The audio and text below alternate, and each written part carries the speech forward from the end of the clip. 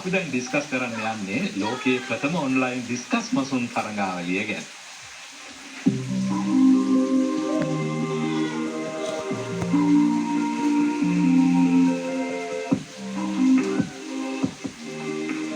අපේ ලෝකයෝ දන්නවද මේ මාළු වර්ගය මොනවාද කියලා?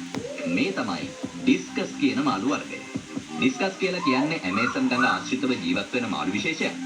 මාළුවගේ තියෙන ලස්සන වර්ණයන් නිසා මෙයා විසිතුරු මත්ස්‍යයෙක් විදිහට ලෝකේ බොහෝ පිරිසක් ඇති කරනවා. ඩිස්කස් මාළුවා කියන්නේ ලෝකයේ වටිනාම මාළු විශේෂයක්. ඩිස්කස් මාළුවන් ඇති කිරීම වගේම බෝ කිරීමත් ලෙහෙසි පහසු කටයුත්තක් නෙමෙයි. ඒකත් එක්ක තමයි මෙයාගේ මිලත් ඒ තරම් වෙන්නේ. ලක්ෂ ගණන් වටින ඩිස්කස් මාළු ඉන්නවා. ඉතින් ලංකාවෙත් ඉන්නවා ඩිස්කස් මසුන් අභිජනනය කරන අය.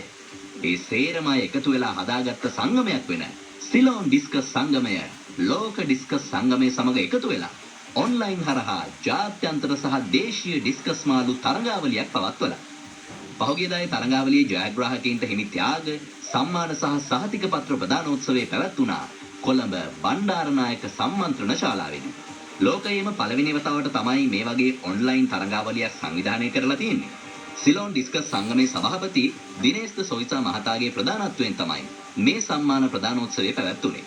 මේ තරඟාවලියේ ජාත්‍යන්තර තරඟකරුවන් ඔවුන්ගේ ඩිස්කස් මාළුවන් වීඩියෝ කරලා තමයි තරඟයට ඉදිරිපත් කරලා තිබුණේ. ජාත්‍යන්තර ජයග්‍රාහකයින්ගේ සම්මාන සහ සහතික පත්‍ර කුරියර් සේවාවන් මගින් ඔවුන් වෙත ලැබෙන්න සලස්වන නියමිතයි. දේශීය තරඟයේ විවිධ අංශ වලින් ජයග්‍රහණය කළ තරඟකරුවන්ගේ කුසලාන සහ සහතික පත්‍ර ලබා දීම මෙහිදී සිදු කෙරුණා.